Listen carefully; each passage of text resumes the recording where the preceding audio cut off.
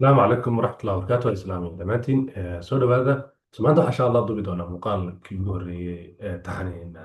aan ugu talagalay in idinku tuso qaabka aad isugu diiwaangelinayso HFM brokerka la yidhaahdo iyo mataqaanaa processka aad u marayso verificationka iyo qaabka aad deposit u samaynayso iyo qaabka aad withdrawal u samaynayso intaba waxaan insha Allah taxanaan ka samayn doonaa marka ugu horreysa maanta waxaan qaadan doonaa qaabka la isku diiwaangeliyo qaabka isku diiwaangelinaysa waxa weeye waa qaab fudud oo easy ah oon mataqaana u baahnayn wax badan oo confusion ah sidoo kalena waxaa muhiima oo aada muhiim u ah inaad haysato documentii mataqaana haddaad Soomaaliya ku nooshahay NIRO cardka waad isticmaali kartaa passportka waad isticmaali kartaa mataqaana warqadda dhalashada waad isticmaali kartaa gobolka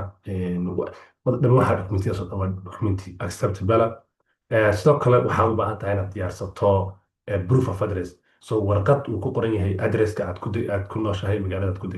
aad degan tahay so waxaa laga baahan yahay dhammaan waxa dokumenti aad isticmaalaysaanana inay magacyadoodu same ahaadaan sidaad u gelin doonto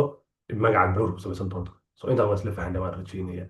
number kow horta xurfadda nabarta ay ku qoran tahay register calaamadda ay ku qoran tahay aan ku dhufan doonaa so markaad click siiso register wuxuu ina geyn doonaa qaybtan yar wuxuuna weydiin doonaa inaynu robot nahay iyo inaynu bini'aadan nahay so verification yar waqti badan qaata maaha insha allah waan mari doonaa okay click badan kaa sidataa verify you are human so successfully a human so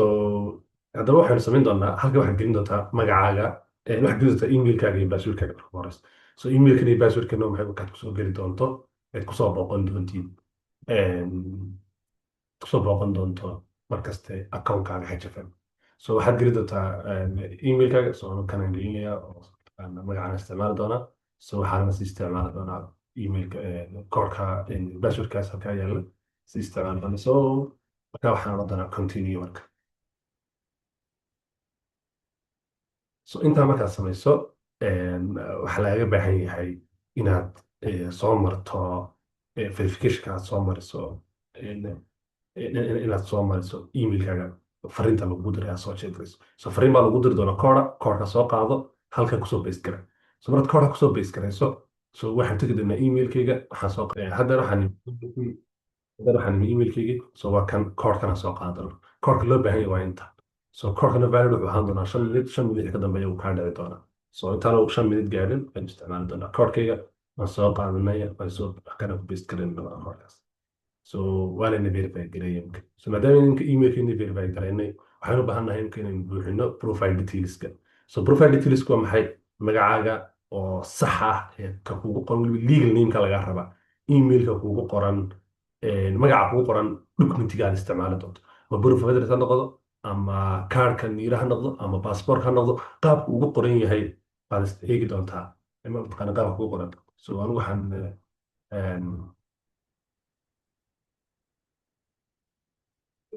so numberka waa kala gelinaysaa marka marka number gasho haddaba date briefkana waxaad gashan doontaa ka kugu yaala kaarkaaga dhalashada halkaan isla fahan kaarkan aad wadateen isticmaali doonto qaabka ugu qoran yahay mar kasta u geli documentiga isticmaali doonto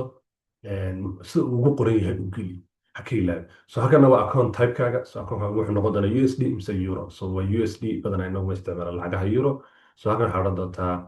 I read and accept all terms and conditions so hadduu maanta akhrido halkan ku dhufo ood akhri doonta so halkan oo kalena tigtaha ka qaadin haddaanad ahayn qof ku nool USA so ma nihin inayna USA kuma noolin so tigtan saari doona marka waan confirm garaynayna then waxaa odhan doonaa continue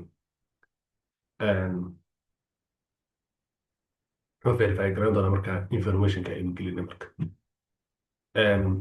haddeer waxaynu diiwaan gelinay emailka iyo waxaan diiwaan gelinay accountkeena baan samaysana marka so haddaba markaad soo isticmaasho mataqaanaa linkiga soo isticmaasho waxaad heli doontaa mataqaanaa waxa la dhahdo 500 sheep 500 shiilkaas shiil 500 waxa weeyaan in wixii ka yar mataqaanaa $500 ka yar in haddii aad khasaariso oo lacagtaadii adoo deposit garaysay haddii aad kaa khasaarto inuu brokerku kuu soo celin doono dhammaan lacagtaas oo dhan. So ka faa'iidayso, waa fursad muhiima, 10 cishana ay kaaga dhacaysa. So waa inaad marka ugu horeysa wiig ugu horeysa waa inaad diiwaan gashataa. So intaas markaynu isla marno, uma baahnin markaa inaynu halkan kusoo noqon doonaa. Iminka uma baahnin training accountska, waxaynu baahanahay inaynu dhamaystirno maxay, inaynu dhamaystirno registrationkeena marka. So haddaba qeybta registrationka markaynu nimaadno, waxaad gelin doontaa informationka ku qoran proof of address. So halkaa isla faham. Proof addresskaaga, warqadda proof of addresska wadato, address baa kugu qoran ama ciwaan baa kugu qoran halkaa degan tahay. So waxaad kasoo qaadaysaa warqadda proof of addresska bangiyada bixiya Premier Bank oo kale waad kasoo qaadan kartaa. Proof of addresska kasoo qaadanaysaa marka. Bank statementka maaha ama wax kale maaha. So laakiin waa maxay, waa inay lahaato haddii mataqaanaa addresskaagu inuu ku qornaado. Haddii bank statementkaagu address leeyahay, okay, soo qaado isticmaal, laakiin waa inaad barta u gelisaa sida ugu saxsan ee ugu qoran mataqaanaa proof of addresskaaga. halkana magaalada degan tahay geli, si koor badana ma lihin, nan iska dhe, nan ama 252 labada kaabta iska geli. So haddaba xaggan hoose aad imanaysaa marka breath countryga oo wadanka ku dhalatay ah Soomaaliya. So haddii aad Kenya ku nooshahay aad document isticmaalsa Kenyan geli, way Djibouti Ethiopia geli. markaad saasan ku dhaafi doonaa intaa. So inta marka waa iska survey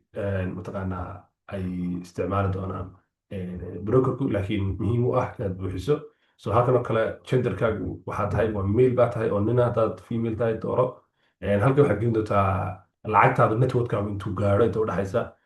ilaa 10,000 buu gaadhaa, 10,000 ilaa 50,000 mataqaanaa, mise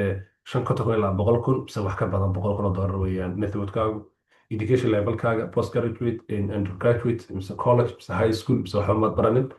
So meelahaad fanka ka hesho, waxaan waa iska easy, iska buuxbuuxintan wax badanaa dhib badanaad kaala kulmaysa maaha. So intaa markaad buuxiso, isna continued. intaa markaad aynu buuxino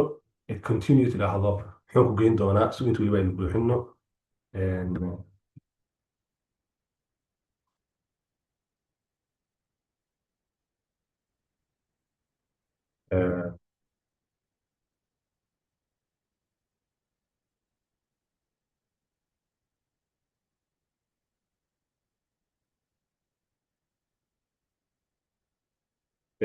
saa u geli magaalada noloshayna waa hargeysa,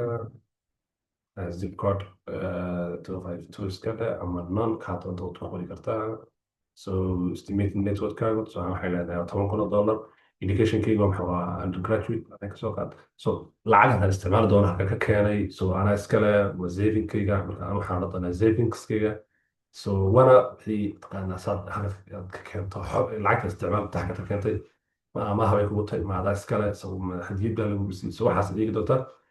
set kusoo ogaatay. So waxaad kasoo ogaatay referred by friend, so referred by affiliates baa odhan doontaa marka. halkan employment statuskaaga ma shaqaalaa tahay, self employed baa tahay, so self employed kasoo dheh. aqoontaa haddaba levelkaaga forex inteed ka taqaanaa, CFD ama forex kas inteed kasa. So waxaad odhan doontaa haddaad beginner tahay, intermediate, adiga hadda levelkaaga. So we are advanced bay odhan doonaa. So saasoo ku dhaafi doonaa. marka waxaan odhan doonaa continue. So markaaynu kusii dhufano halkaas, wuxuu inoo gudbin doonaa meesha ugu muhiimsan ee laynaga rabo documentiga aan rabno inaan isticmaalayno. So inta ugu muhiimsanna maxay waa halka. Okay, intaas markay nimaadno waxay dib wadan ugu noqon doonaa verify your account baan dib ugu laaban doonaa. So waxaan doonaynaa inaynu still dhammaystirno. So halkan markaa gelin doonaa documentiga laynooga baahan yahay. So halkan shuruudaheena inooga muuqda. So haddaba step 1kaaga waxaa laga baahan yahay profession identity-kaaga soo qaad. So identity-ga waa maxay? waa inaad kaarkaaga ama baasaboorkaaga waa inaad ka soo qaadaa sawir clean ama scanna. So hadda sawir ka soo qaad, 4 gees soo jar, taqaanaa sawir kusoo geli. haddaad kaar isticmaalayso ama Niro ama mid kaloo lamida, kaarkaaga waa inay clean yihiin, waana sawirkaaga waa inuu mataqaanaa si fiican u muuqanayo, oona background aanu la socon. background ka jaraysaa keliya, taas waxaad u diraysaa kaarka oo keliya la diraysaa marka. So marka waxaad leedahay halkan confirm your country residence. So halkay degan tahay, countryda kale ka nimid inagu maray American ma nihiin. So let's say continue ayaan odhanaynaa. so marka marta baad daba documentiga isticmaalaysa waa maxay ma lisa ma isticmaalaysaa kii darawalnimada ID card mise passport so haddaad ID card isticmaalaysa ID card haddaad passport isticmaalaysa passport laakiin proceska la maraya waa same wax uu kala duwan labada wax laga baahan documentiga isticmaalaysa inuu keliya nahaa documenti la arki karayo inaad isticmaasho so xagga waxaad gelin doontaa markaa front side so maxaad gelin doontaa front side-ka marka so waan soo gelinayaa marka anigu intaasaan waan soo gelinayaa waan iska yaraa haddeer waxaan soo geliyay front sidekii mataqaanaa kaarkayga tusaale waxay uga jeedaan oo weliba aad idinka hooseysa ma raba inaan xogteeda banaanka keeno so kaas markaa gelinaysa so iminka waxaan geliyey kaarkaygii national ID somaliland baan geliyey so continue baa leedahay marka maxaa laynaga baahan yahay inaynu gelino back sidekii marka qaybtii dambe inaynu soo gelino so verify your identity unfortunately we could not verify your identity. So let's say do you know really around submit your documents so hadduu halkan kaa diido oo mataqaanaa oo ku idhaahdo we could not verify your identity so halkan geli doonaa so imika qaybteennan weyn waa benden imika oo waan u dirnay so maxaa documentigeeni waa la verify garaynaya wadinka ka arkaya proof of legal existence ama PLE-gii wuxuu ku jiraa verification suspended so waynu sugi doonaa jawaabta markaa brokerkuna soo siiyo halkan waxaan iyadana gelin doonaa mataqaanaa proof of addresska so iyadana waan soo gelin doonaa proof of addresska so markaa iyadana documentiga waan yara qarin doonaa markaa waan yara bolis garan doonaa haddeer aan kusoo upload gareyey proof of addresskaygii so proof of addresskaaga markaad kusoo upload gareyso waxaad leedahay markaa upload so saasay noogu dhammaatay waxaynu sugaynaa markaa waa maxay jawaab celinta uu ina soo siiyo maxay brokerka marka so qaybtii labaad shardigu waa maxay laakiin proof of address ku xiran 6 bilood ka badan haddii ay 6 bilood ka hor soo baxday lagama aqbali doono so 6 bilood wixii ka dambeeya unbaa laga aqbali doonaa proof of address inaad doonato so intaas waa easy qaabkaas isu diiwaangelinaysaa so waxaan ka sugi doonaa brokerku inoo soo jawaabo aynu helno haddaba meesha maxaa ugu muhiimsan haddaba inta ugu muhiimsan baa rabaa inaan fahansiiyo so trading accountka markaad sidaa isku diiwaangeliso waxaad u baahan tahay inaad markaba mataqaanaa within 10 days inaad deposit samayso si aad u hesho fursadda ah mataqaanaa 500 shilka si aad u hesho oo ah inaadan 500 wixii ka